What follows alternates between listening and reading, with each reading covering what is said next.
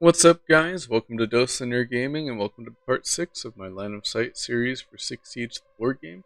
Today we'll be going over Chalet. So to get started, I wanted to start with something a little bit more basic and just kind of show you what, as a defender, you can actually see when you are holding this lobby area. And really what I mean is when you are holding past the double doors, and once they get open, into the balcony and attacker spawn. So you can see this space directly below the pillar in spawn. You can also see the one to the left of that. Your line of sight does continue up both of these spaces. It then continues up one more only on this left side. And then you open up again a bit more. You can see both spaces between the pillars.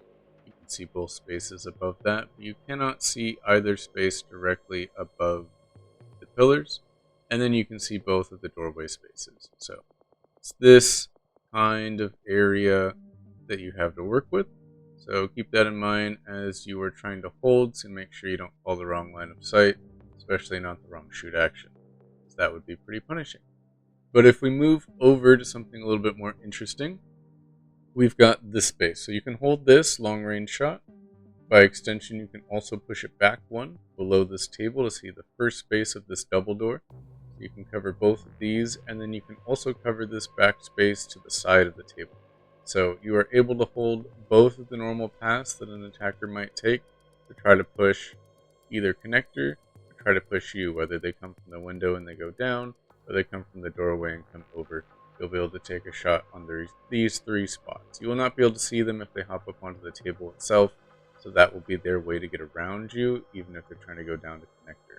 But if they want to try to push you this way, you will once again be able to see if they try to break this single wall and rotate this way, so you truly cut off their options for pushing in this direction, especially when we add in the idea that you can see over here. So by looking over here, we are able to cover this window hop-in, which might be a little bit more unexpected of an angle from you, given how close to the corner we are. Put a camera, whether it's bulletproof or regular, somewhere up here.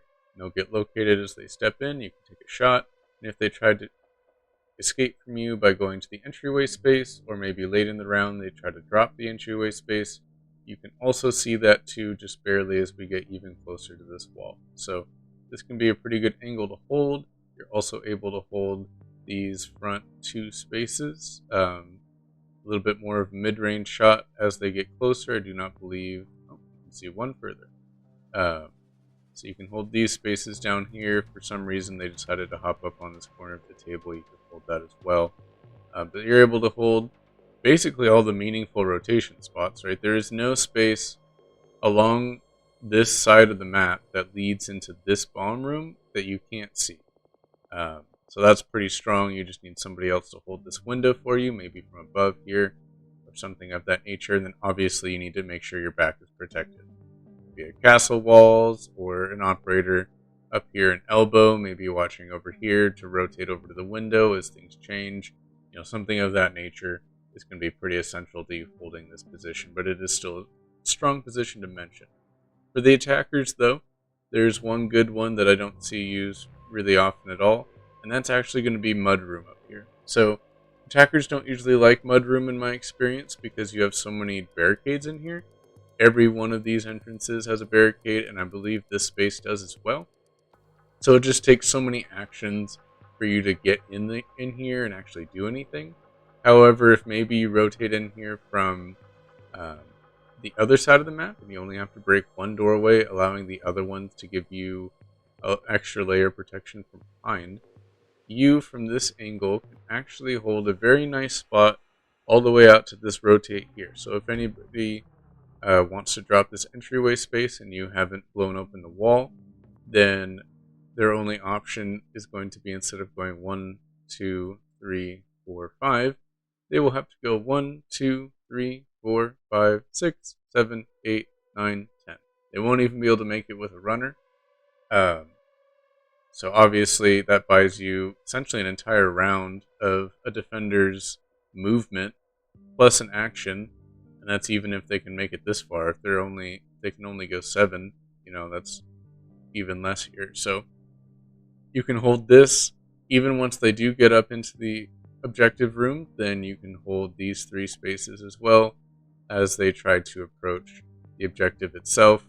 You can push out anybody who was sitting in the corner, but your line of sight is going to end there. You will not be holding this upper area basically at all. So you can also hold anybody who tries to rotate up from elbow and try to push towards the objective from this side. You won't be able to see them down here, but once they actually get in the room, you'll be able to start seeing them again. You just need to get rid of this barricade and this wall, and that's all you really need. If they double barricaded this instead, they probably moved it off of this double door, which would have been a whole different experience for you on attack to just have this start being open. But that would honestly allow you to just rotate across here for free and then destroy this later once you're ready with any operator. So that's what I've got for you for Chalet. Let me know if I missed anything. Otherwise, I will catch you guys in part 7. Thanks for watching.